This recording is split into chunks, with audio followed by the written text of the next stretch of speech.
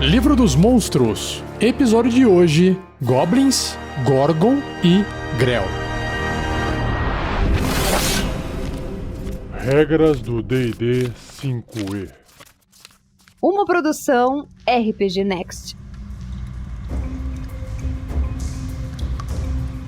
Começando então com os Goblins no Livro dos Monstros do D&D, quinta edição, existe uma ilustração da criatura, bem grande inclusive, uma ilustração bem legal, que você consegue ver detalhes dela. Então, ela é um humanoide, né, um monstrinho que tem pernas, braços, tem aparência selvagem, principalmente por causa das roupas que ela veste, que parecem ser pedaços de couro com placas metálicas, pedaços também de metal. O rosto do Goblin é o mais característico, né? Ele tem um narizão grande, curvado para baixo, dentes pontiagudos, um olho esverdeado ou alaranjado, com sobrancelhas grandes, o cabelo preto indo para trás comprido e grandes orelhas também indo para trás, meio pontudas. É um bichinho com aparência bem mal encarada. E aí o livro descreve o seguinte sobre os Goblins. Goblins são humanoides pequenos, egoístas e de coração negro que vivem em cavernas, minas abandonadas, masmorras despojadas e outros ambientes lúgubres. Individualmente fracos, os Goblins andam em grandes, às vezes devastadoras quantidades. Eles anseiam por poder e regularmente abusam de qualquer autoridade que adquiram. Goblinoides. Os Goblins pertencem a uma família de criaturas chamadas de Goblinoides. Seus primos maiores, os Hobgoblins e Bugbears, gostam de intimidar os Goblins até a submissão. Os Goblins são preguiçosos e indisciplinados, fazendo deles péssimos servos, trabalhadores ou guardas. E também o que torna eles divertidos. Júbilo malicioso. Motivados por ganância e malícia, os Goblins não conseguem deixar de comemorar as poucas vezes que eles estão no controle. Eles dançam e aprontam alegremente quando a vitória é deles. Depois de terminar seus festejos, os Goblins deliciam-se com o tormento de outras criaturas e abraçam todo tipo de maldade. Aqui com certeza já descreve o quão caóticos são essas criaturas, né? Líderes e seguidores. Os Goblins são comandados pelos mais fortes e espertos dentre eles. Um chefe Goblin pode comandar um único covil, enquanto um rei ou rainha Goblin, que não é nada além de um chefe Goblin glorificado, governa centenas de Goblins espalhados por diversos covis para garantir a sobrevivência da tribo. Os chefes Goblins são depostos facilmente, e muitas tribos Goblins são tomadas por Hobgoblins senhores da guerra ou Bugbears comandantes. Covis desafiadores. Os Goblins infestam seus covis com alarmes designados para sinalizar a chegada de intrusos. Esses covis também são repletos de túneis apertados e tocas que criaturas de tamanho humano não podem adentrar, mas nos quais os Goblins podem rastejar com facilidade, permitindo que eles fujam ou deem a volta e surpreendam seus inimigos. Mascotes ratos e lobos de montaria. Os Goblins possuem uma afinidade com ratos e lobos, criando-os para servir como companheiros e montarias, respectivamente. Ah, que legal. Como ratos, os Goblins evitam a luz do sol e dormem no subterrâneo durante o dia. Como lobos, eles caçam em matilhas, que se tornam mais ousadas pela quantidade. Quando caçam das costas dos lobos, os Goblins usam táticas de atacar e correr, que a gente vai ver quando chegar no bloco de estatísticas dos Goblins.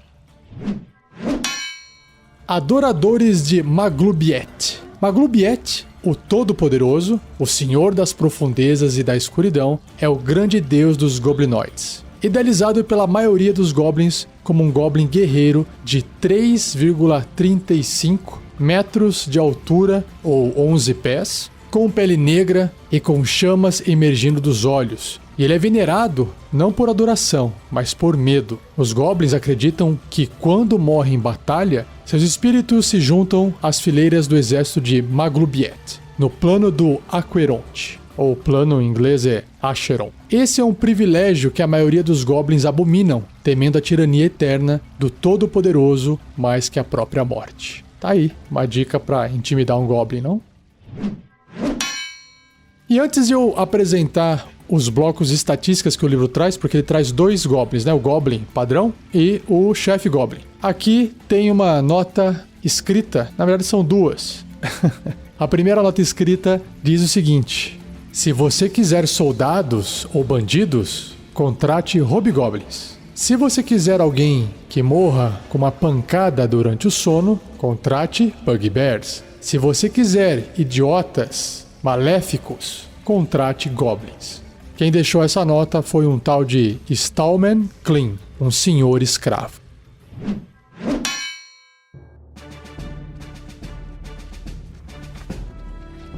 Antes de eu começar a ler aqui os blocos de estatísticas dos Goblins, tem mais uma notinha aqui que é bem engraçado, tá escrito assim: Briark! Só isso. E tá anotado que é um Goblin que está dizendo nós nos rendemos. Ou dizem que é isso. Não dá pra saber. Briark! Vamos lá então. Começando com o bloco de estatísticas do Goblin. Ele é um humanoide pequeno, ou seja, tamanho de um halfling, tamanho de um gnomo. Tem a tag, a marca de goblinoide. E o seu alinhamento ou a tendência é neutro e mal. Olha só, não é caótico. Interessante, achava que eram caóticos. Sua classe de armadura é 15, que tem a ver com a destreza, que ele tem um bônus de 2. Aí tem a armadura de couro e o escudo. Pontos de vida 7. Coitadinho.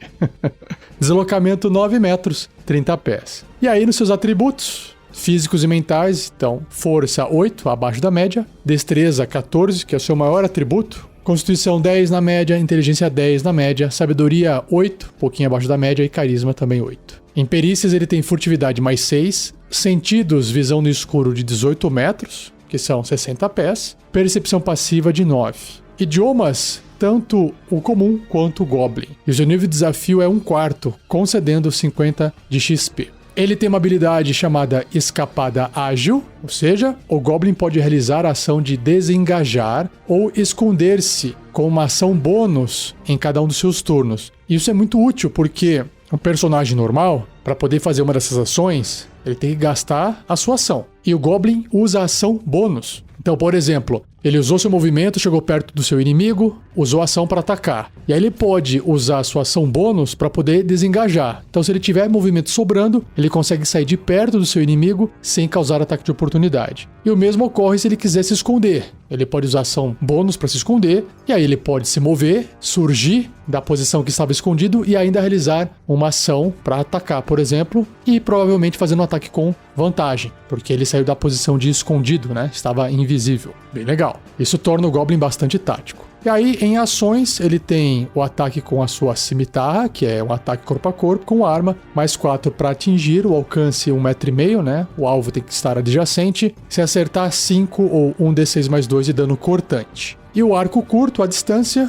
com arma, mais 4 também para atingir, só que a distância é 24 metros para fazer um ataque normal, e aí acima disso até 96 metros com desvantagem, ou 80/320 pés. Se acertar esse alvo, causa também o mesmo dano da cimitarra, 5 ou 1d6 mais 2, só que o dano passa a ser perfurante. E por fim, para fechar o Goblin, tem o Goblin Boss, ou Chefe Goblin, que também continua sendo um humanoide pequeno goblinoide, neutro e mal. Só que a sua armadura já é maior, é 17, porque ele está vestindo um camisão de malha, ao invés de uma armadura de couro. E aí o escudo também vem. Seus pontos de vida já são bem maiores, 21, e o deslocamento se mantém em 9 metros. Nos atributos, pensa que esse Goblin fez um pouco mais de exercício, então a força ao invés de 8 agora são 10 pontos. A destreza permanece em 14, constituição também mesma coisa, inteligência, sabedoria, e o carisma subiu um pouquinho, de 8 foi para 10, em comparação ao Goblin normal, para representar um pouco essa habilidade de articular a liderança, né? Então, um pouquinho a mais ali.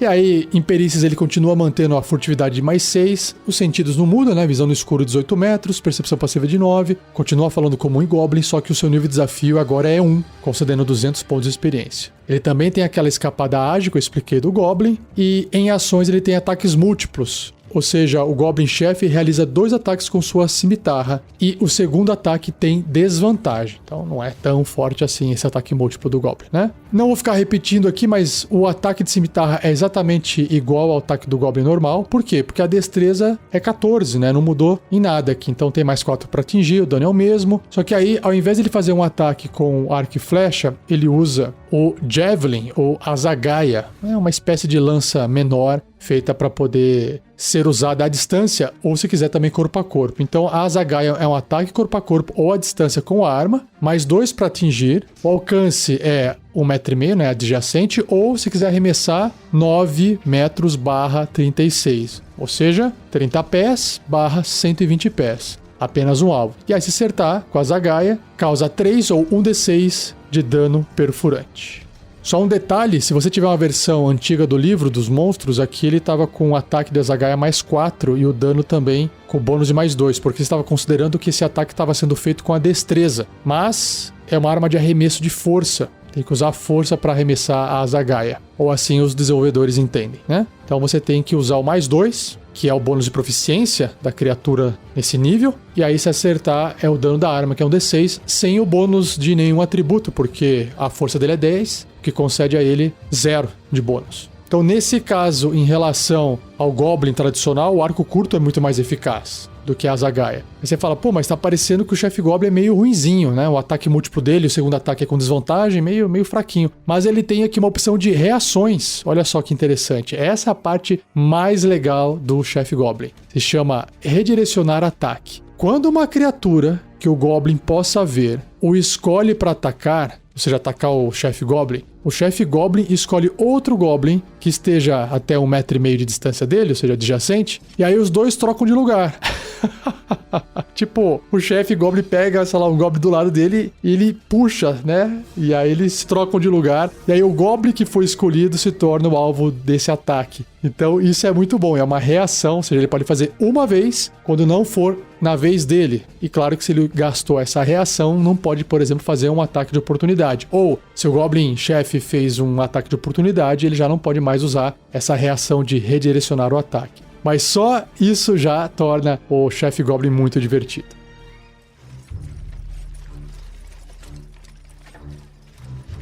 Bom, nessa parte de ideia de aventura, eu acho que é muito mais fácil de todo mundo imaginar cenas e situações interessantes, né? Porque Goblin, como é uma criatura fraca de nível baixo, ele é muito utilizado principalmente para aventureiros que estão começando em níveis baixos. Eles duram até um tempo em níveis altos, né? Nível 4, nível 5, níveis médios iniciais, e depois disso eles acabam desaparecendo porque os aventureiros se tornam tão fortes que os Goblins não fazem tanta diferença assim.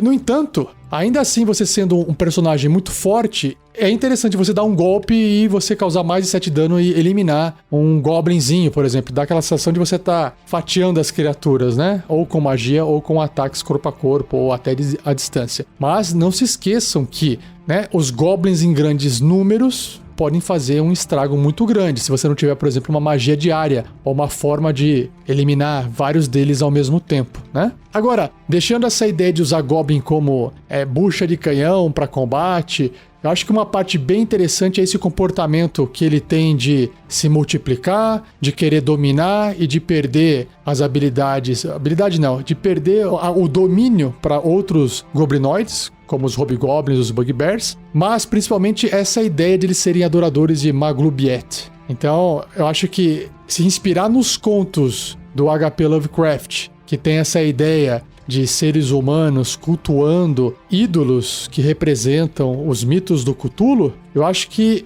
se inspirar exatamente nisso para criar essa adoração a Maglubiet com os Goblins pode fazer com que você tenha uma ideia de aventura um pouco mais sombria. Então imagina que os Goblins invadiram uma cidade, destruíram tudo, ou pegaram reféns para sacrifício, e aí quando os aventureiros vão atrás desses Goblins, eles encontram ali uma tribo, uma ilha, onde os Goblins estão adorando um monumento, uma estátua, alguma coisa que foi ali esculpida na forma de Maglubiet, e aí pode ter ali um chefe Goblin ou uma chefinha Goblin extremamente arrogante, extremamente sei lá, se abusando do poder que ela tem. Eu acho que desenvolver essa questão da personalidade dos Goblins é a parte mais interessante. E claro que um combate é bem desafiador, ainda mais usando essa escapada ágil que os Goblins têm. E aí, claro, não deixe de compartilhar, né, a sua ideia de aventura usando Goblins. Você pode fazer isso no post, você pode fazer isso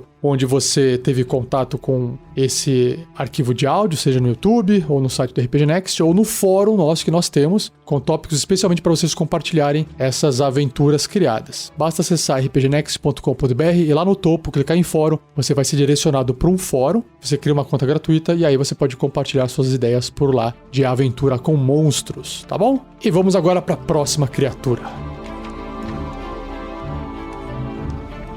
Seja você também um guerreiro ou uma guerreira do bem. Para saber mais, acesse padrim.com.br/rpgnext ou picpay.me/rpgnext.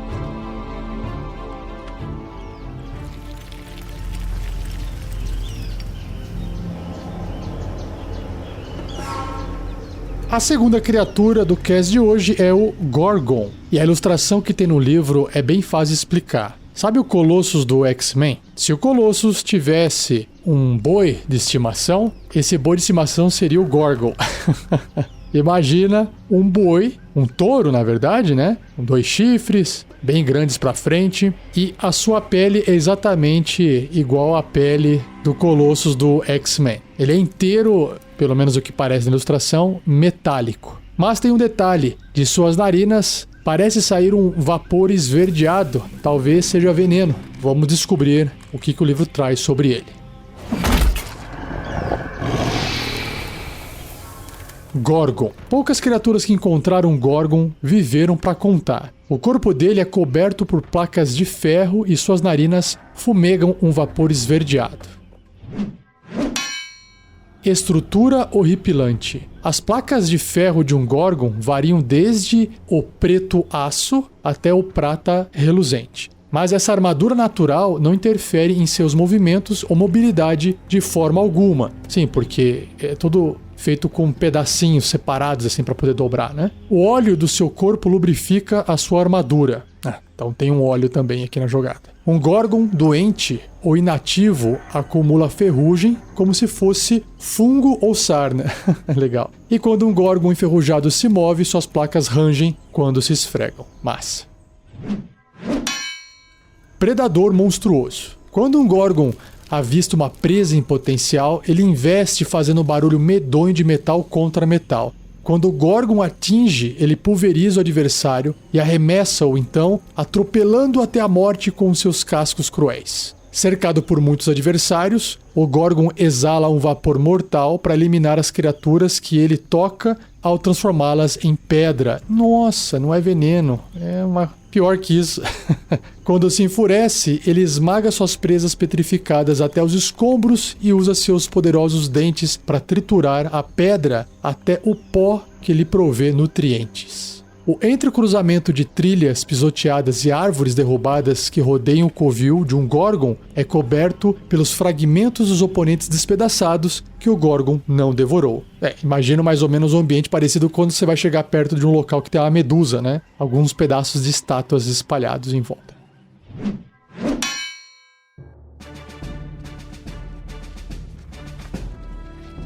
Bloco de estatísticas do Gorgon. Então ele é uma monstruosidade grande, né? Tamanho de um touro, né? Tamanho de um cavalo. E o seu alinhamento é unaligned, parcial, não tem alinhamento. Se comporta como um bicho. Sua classe de armadura é 19, uma armadura, claro, natural, né? Placas de metal, de ferro. Pontos de vida 114, uau, bastante, hein? Deslocamento 12 metros ou 40 pés. E aí seus atributos físicos e mentais, força 20, uau, bem forte, destreza 11, então, ali na média, constituição 18, bem alta, só que inteligência 2, né? bem bichão.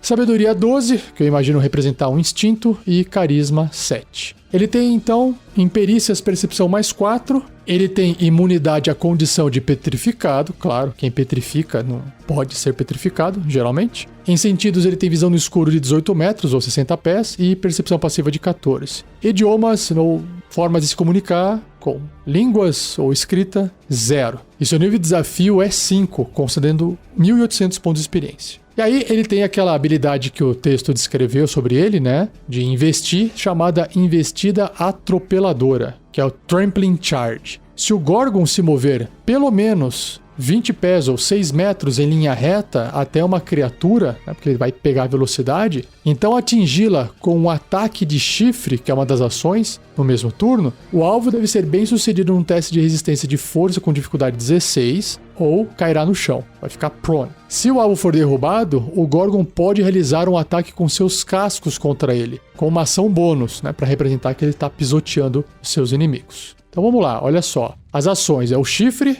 o casco e ainda tem o sopro petrificante. Então ele vai fazer o ataque com o chifre, independente dele correr ou não, tá? Dele fazer o charge, né, a investida. Mas se ele fizer, o chifre vai ser um ataque corpo a corpo com arma, mais 8 para atingir o alcance, né, 1,5 metro, tem que estar adjacente. Se acertar, 18 ou 2d12 mais 5 de dano perfurante, né? Um dano considerável aí. E aí, se tiver investido, pode fazer com uma ação bônus um ataque com os cascos, que é um ataque corpo a corpo com arma, mais 8 para atingir, o alcance também 1,5 metro, né, um alvo. Se acertar, 16 ou 2d10 mais 5 de dano de contusão. Então, um dano levemente menor. Mas mesmo assim, se estiver investindo, é um extra que entra ali com ação bônus. E claro que ele pode usar a ação para fazer um sopro petrificante que recarrega se tirar 5 ou 6 num dado de 6 faces, ou seja, 1/3 de chance de recarregar. O Gorgon, então, expele gás petrificante num cone de 30 pés, que são 9 metros. Cada criatura nessa área deve ser bem sucedida num teste de resistência de Constituição 13.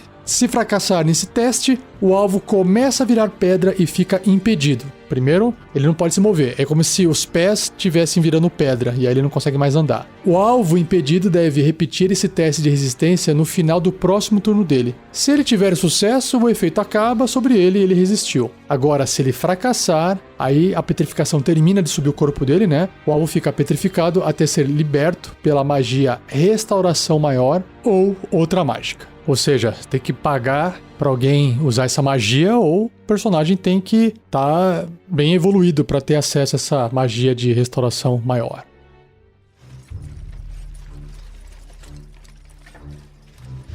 Ideia de aventura. Bom, como o Gorgon ele é de um nível de desafio 5, ele pode ser utilizado como um chefão para aventureiros de níveis baixos. Eu começaria a aventura, talvez, olha só que interessante. Um rei ou um nobre chama os aventureiros até o seu palácio, algo assim, onde é possível visualizar inúmeras estátuas ao redor de grandes guerreiros em poses de ataque e tal.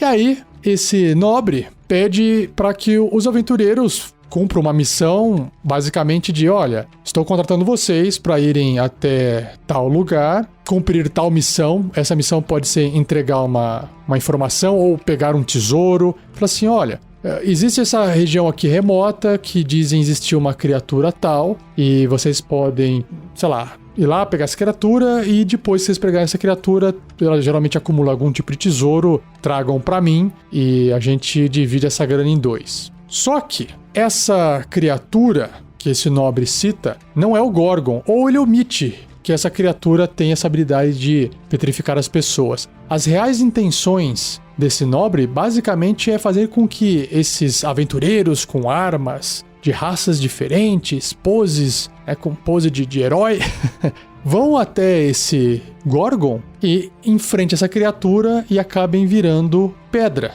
Porque esse nobre, o que ele faz? E depois ele vai lá, dá um jeito de ir lá e recolher essas estátuas dessas criaturas. Pelo menos as que sobram inteiras, né? Porque, como o livro diz, o bicho come essas pedras depois, essas estátuas, para se alimentar. Mas, eventualmente, pode ser que alguma estátua permaneça em pé por algum motivo e é muito mais barato você pegar essa estátua lá, petrificada, né? Aquela criatura petrificada, do que você pedir para um artesão construir, esculpir, né, em pedra, por exemplo. E aí é claro que os aventureiros, por serem aventureiros, vão ter que lidar com esse Gorgon, talvez por essa fumaça, esse sopro petrificante, pode ser que eles falhem nesses testes de constituição e realmente um ou mais deles vire pedra. E aí, se ele quiser salvar o amigo, vai ter que trazer a estátua de volta e em busca de alguém que faça essa magia de restauração maior. Mas acho que o que é mais legal é que os aventureiros voltam, ou enfim, vão encontrar o nobre não tá mais lá. Sei lá, é uma pessoa que, talvez não precisa nem ser um nobre, pode ser uma pessoa que ela tem tipo uma exposição, como se fosse um circo. Ela monta, expõe as estátuas, depois ela desmonta tudo e vaza, porque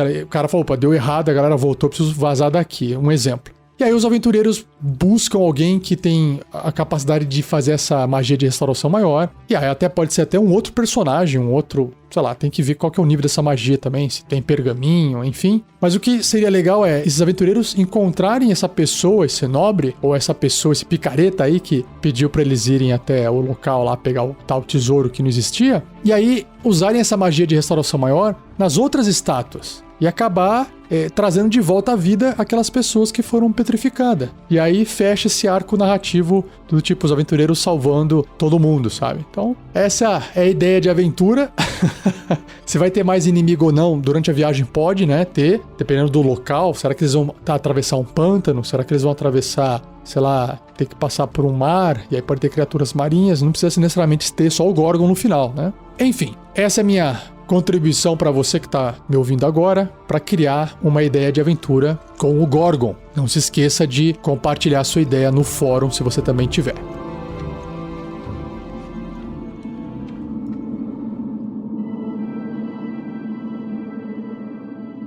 E a última criatura, que tem um nome bem feio, se chama Grell, G-R-E-L-L. Ou em inglês deve ser Grell. A sua ilustração é bem medonha. Imagina um cérebro que flutua. No meio desse cérebro tem um bico de águia, uma boca de águia. E embaixo do cérebro, preso assim no cérebro, uns tentáculos, como se fosse uma caravela do mar. Aquele bicho. É bem feio. A criatura é horrorosa. Vamos ver o que o livro descreve sobre ela. Grell. Um Grell lembra um cérebro bulboso, flutuante, com um grande bico afiado. Seus 10 longos tentáculos são feitos de centenas de músculos anelares cobertos por um couro fibroso. Espinhos afiados envolvem a ponta de cada tentáculo e injetam um veneno paralisante. O Grell pode retrair parcialmente os espinhos nos seus tentáculos para agarrar ou manipular objetos que ele não deseje perfurar ou rasgar. Ah, interessante. Os Grells não possuem olhos e flutuam por meio de um tipo de levitação. Eles possuem uma audição aguçada e sua pele é sensível a vibrações e campos elétricos, permitindo que eles detectem a presença de criaturas e objetos em suas imediações. A habilidade da criatura de manipular a eletricidade para sentir e se mover também permite que ela absorva a eletricidade sem se ferir. Apesar de ser solitário por natureza, alguns Grells se reúnem em pequenos grupos chamados conluios, ou em inglês covens. Emboscadores flutuantes. Um Grell prefere emboscar criaturas solitárias ou retardatários, planando silenciosamente próximo do teto de uma passagem ou caverna até que um alvo adequado passa por baixo. Quando ele então desce rapidamente e envolve a presa com seus tentáculos. Depois ele flutua para o seu covil com a criatura paralisada em sua posse. Eita, é terrorizador, hein? Alienígenas devoradores. Os Grells são predadores alienígenas que agrupam as outras criaturas em 3 categorias: comestíveis, não comestíveis e grandes devoradores, que são as raras criaturas que podem caçar um Grell. Então basicamente é o que ele pode comer, o que ele não pode comer e o que pode comer ele. Os Grells não sentem remorso em atacar as criaturas que eles classifiquem como comestíveis, incluindo humanoides. Eles tendem a evitar criaturas maiores que eles, principalmente aquelas que eles têm pouca esperança em conseguir carregar. Então já a gente descobre qual é o tamanho desse Grell, né? Por fim, um Grell certas vezes irá permitir que aventureiros entrem em guerra com outros monstros que habitem os complexos de masmorras que eles chamam de lar, ficando fora do caminho dos aventureiros enquanto eles dão cabo de ameaças maiores, esperando o momento certo de atacar. que eu imagino que esse comportamento dê ao Grell uma inteligência maior, né? Não é um bicho burrão. Mas antes de eu partir pro bloco de estatísticas pra gente poder entender como é que ele funciona mecanicamente no jogo, aqui no livro tem uma notinha deixada inscrito num pedaço de papel que diz o seguinte: nossa intrépida ladina escalou o poço para prender uma corda. Então houve um suspiro e a corda caiu. Nunca mais a vimos. Esse é um relato de um aventureiro sobre um ataque de Grell num local chamado Kyber e publicado na crônica Kohenberg.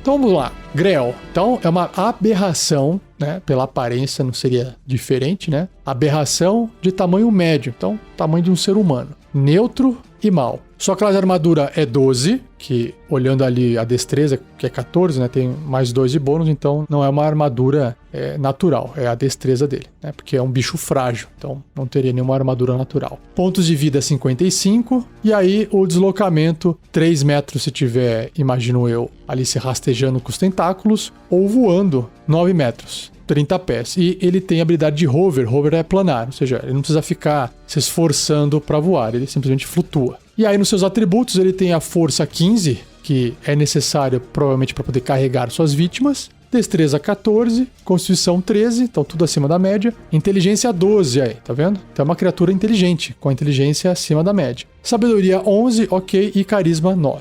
Um pouquinho abaixo, mas de forma geral é uma criatura acima da média em termos de atributos. Perícias, ele tem furtividade 6 e percepção mais 4. E é imune a dano elétrico, como deixou claro ali no livro, né? E também tem imunidade às condições de caído, não consegue ficar caído, né? Porque ele tem hover, ele flutua. E também cego, né? Não tem olhos, então não tem como deixar ele cego. E aí, os seus sentidos, como é que ele enxerga, né? Ele tem percepção às cegas, que é o Blind Sight, de 18 metros ou 60 pés, ou seja, ele percebe as coisas. Só que além desse raio, ele se torna completamente cego. Então, você pode estar enxergando ele de longe e ele não sabe nem que você está ali. E a sua percepção passiva é de 14. A não ser que você esteja de longe, então faça muito barulho, e aí ele pode te perceber. Lembrando que ele consegue ouvir, mas ele só é cego além de 18 metros. Idiomas, sim, olha só que interessante, ele se comunica entre eles, né? Ele tem o idioma Grell.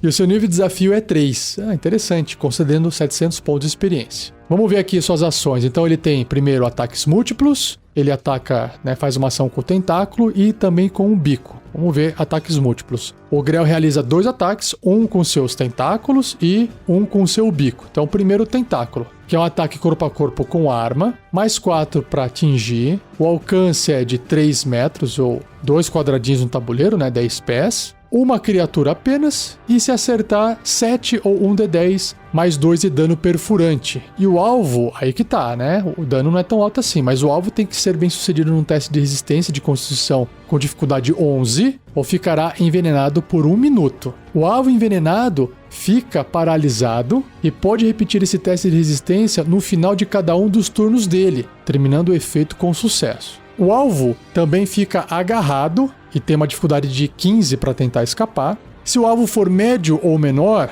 seja do tamanho de um ser humano ou do tamanho de um goblin, um halfling, ele também fica impedido enquanto o agarrão durar. Por quê? Não consegue sair do lugar, né? Enquanto estiver agarrando um alvo, o Grell tem vantagem nas jogadas de ataque contra ele e não pode usar esse ataque contra outro alvo, ou outros alvos, né? Faz todo sentido, porque ele está usando os tentáculos para poder segurar. Quando o Grell se mover, qualquer alvo médio ou pequeno que ele esteja agarrando se move com ele. E aí, claro que se a criatura tiver com esse veneno de paralisia no corpo, o Grell pode bicar a criatura à vontade até matar o bicho, né, e se alimentar. Então aí que entra o bico, que é um ataque corpo a corpo com arma, mais 4 para poder atingir, o alcance, né, adjacente, 1,5 m, uma criatura, se acertar 2d4 mais 2 ou 7, dano médio, né, de dano perfurante. Então é isso. Se você for analisar bem, o mais legal da criatura é ela poder realmente pegar ali o alvo com os seus tentáculos no ataque e acabar paralisando ela e depois levando ela embora. Imagina que terror que é. E é justamente esse tipo de terror dessa criatura que vai me inspirar pra ideia de aventura.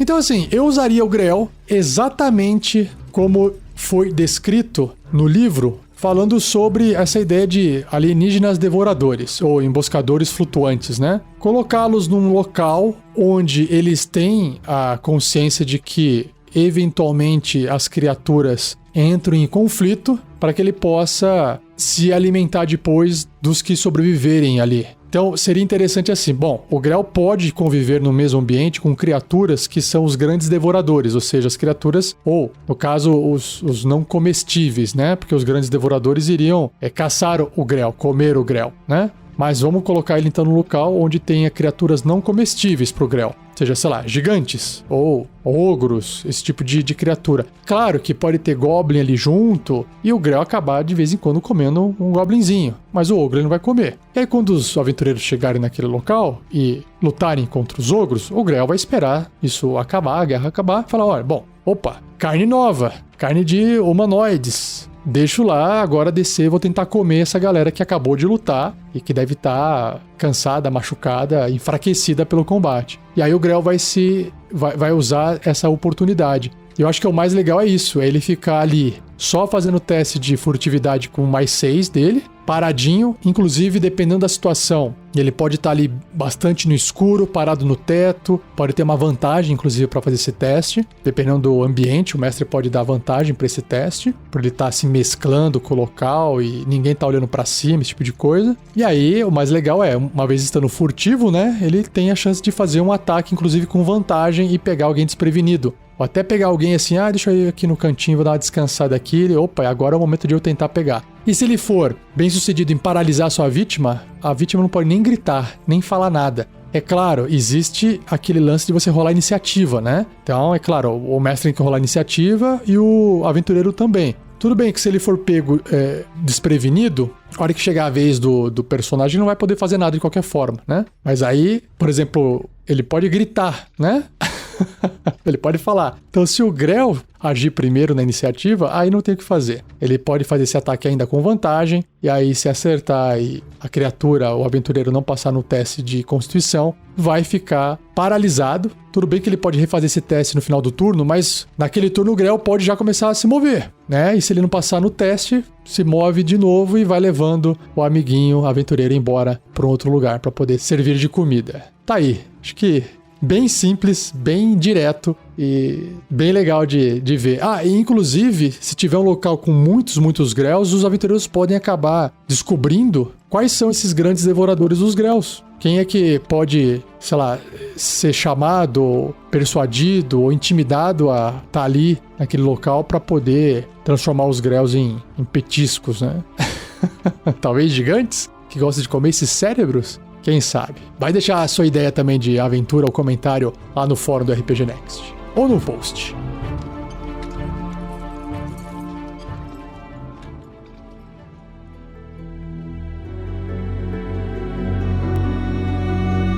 E assim eu encerro mais um episódio do Regras do D&D 5e. Espero que você tenha gostado. Por favor, compartilhe, isso é muito importante. E, claro, agradeça ao Gleico Vieira Pereira por mais uma edição fantástica. E lembrando que se você gosta do nosso trabalho e tem interesse de se tornar também um membro do RPG Next, aqui dentro tem espaço para todo mundo que tem vontade de trabalhar, produzir alguma coisa, ajudar em alguma coisa e acabar virando membro do projeto. E como é que funciona? Resumidamente, você tem que ter vontade de fazer alguma coisa dentro do projeto de forma que seja recorrente, né? Por exemplo, eu tenho 4 horas por semana para poder ajudar no projeto, eu posso fazer alguma coisa a cada 15 dias, enfim. Você primeiro chega com uma ideia para virar ajudante. Por exemplo, o Gleico fez isso. Ele veio conversar comigo uns tempos atrás, meses e meses atrás, e falou: Rafael, tem alguma coisa que eu poderia ajudar? Eu consigo editar, eu gosto e tal. Eu falei: você quer me ajudar com a edição do Regras do D&D 5e? E aí, rapidamente, o Gleico pegou essa habilidade, já tinha, né, uma habilidade com a questão sonora, e aí a gente foi trocando figurinha para poder ajustar o formato para ficar parecido com o que eu fazia, e rapidamente ele pegou o jeito, e hoje ele é um super ajudante do RPG Next. Então, tá aí um exemplo Então, se você quiser ajudar de alguma forma, se tornar membro, eu recomendo que você leia o nosso estatuto que está no site. Vai lá em rpgnext.com.br e no topo está escrito assim: quero fazer parte. Lá dentro tem as explicações com mais detalhes, tem o link para o nosso estatuto, dá uma lidinha e você pode escrever para a gente para tirar dúvida ou para poder se apresentar e falar: olha, pessoal, tô com uma ideia de fazer tal coisa, o que vocês acham? Tá bom? No próprio link que eu citei agora tem um formulário que tem algumas opções ali de possíveis ajudas que você pode fazer, mas não se limita àquelas que estão lá no site, tá? Você pode apresentar qualquer coisa. Desde redes sociais, questões administrativas, tem uma infinidade. Tudo que você puder imaginar é possível, a gente conversa, tá bom? E é isso. Fechando o episódio. De novo, mais uma vez, obrigado por continuar até aqui. E não perca o próximo cast, onde eu vou apresentar os monstros Greek, Grifo e Grimlock. Beleza? Então é isso. Muito obrigado, um abraço e até o próximo episódio.